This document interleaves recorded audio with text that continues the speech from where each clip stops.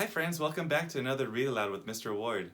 So for today's story, I have a very fun animal. It's a kangaroo, and the book is called Norma Jean Jumping Bean. It's by Joanna Cole and illustrated by Lynn Munsinger.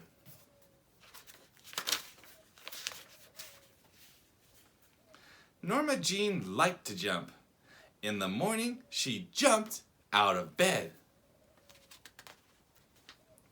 She jumped into her clothes.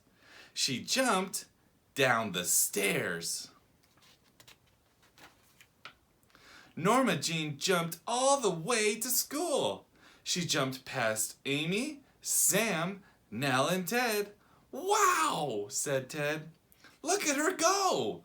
That Norma Jean never stops jumping." "Hello, hello, hello," she called to her friends. That morning, Miss Jones read a book to the class. It was a very good book. But Norma Jean did not sit still long enough to hear the story. At playtime, Norma Jean and Nell built a tower of blocks. Norma Jean was so excited, she jumped up and down.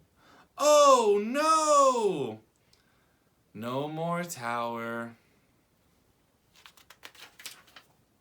At lunch, Sam gave Norma Jean a cupcake.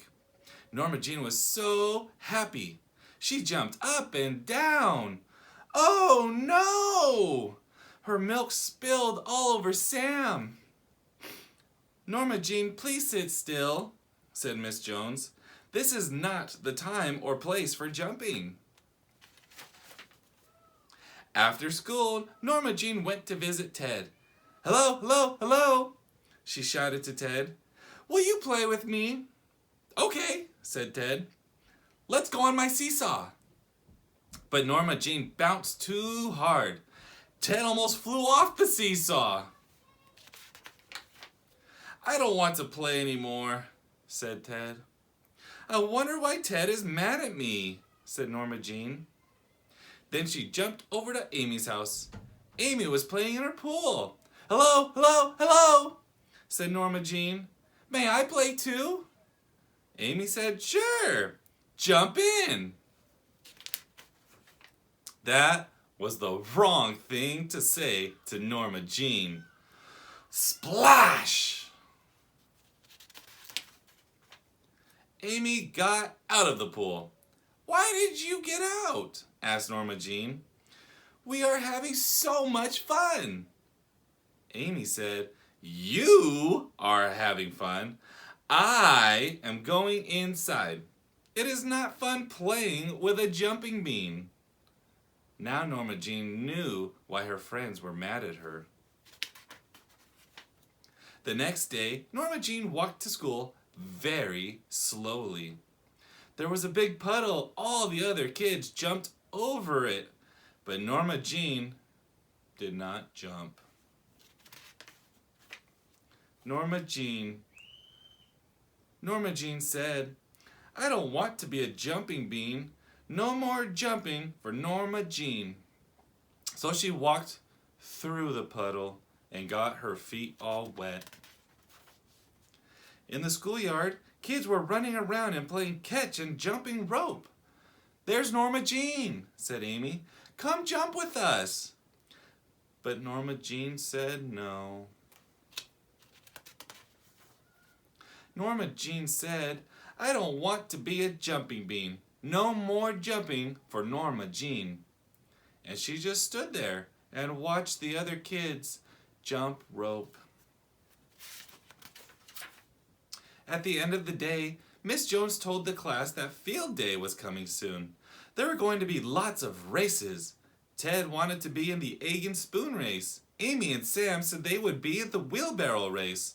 Nell asked if she could be in the rope climbing contest. "Now, who will be in the jumping contest?" asked Miss Jones.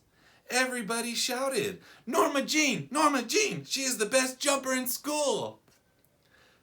But Norma Jean said, "I don't want to be a jumping bean. No more jumping for Norma Jean." Ted said, I miss the old Norma Jean. She was fun, even if she did jump a lot. On field day, Ted won the egg and spoon race.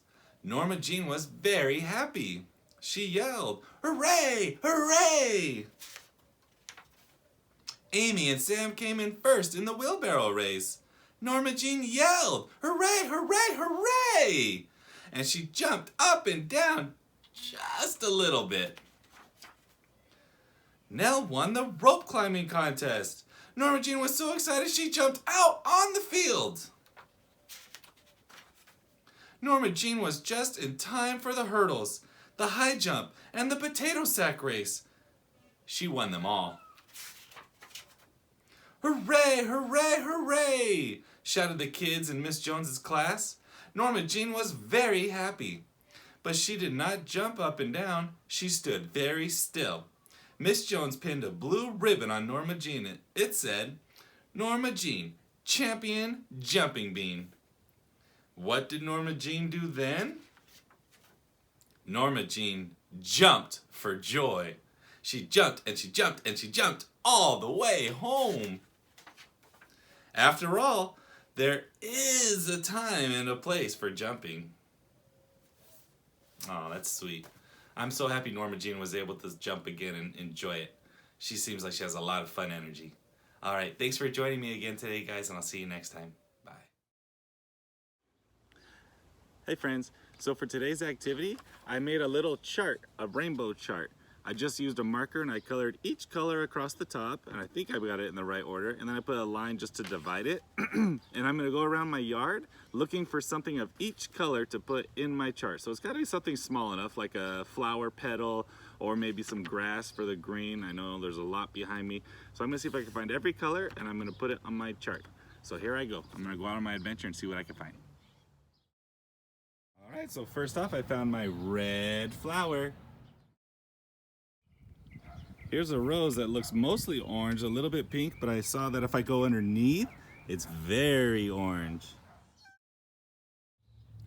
And my beautiful yellow daisy. All right, since almost everything around me is green, I thought I'd go with something that was a little more creative and different than the normal leaf. So here's my green. I got very lucky with my blue. A peacock lost its feather, and right there in the very center, it's very beautiful blue. For the other end, I found my purple flower.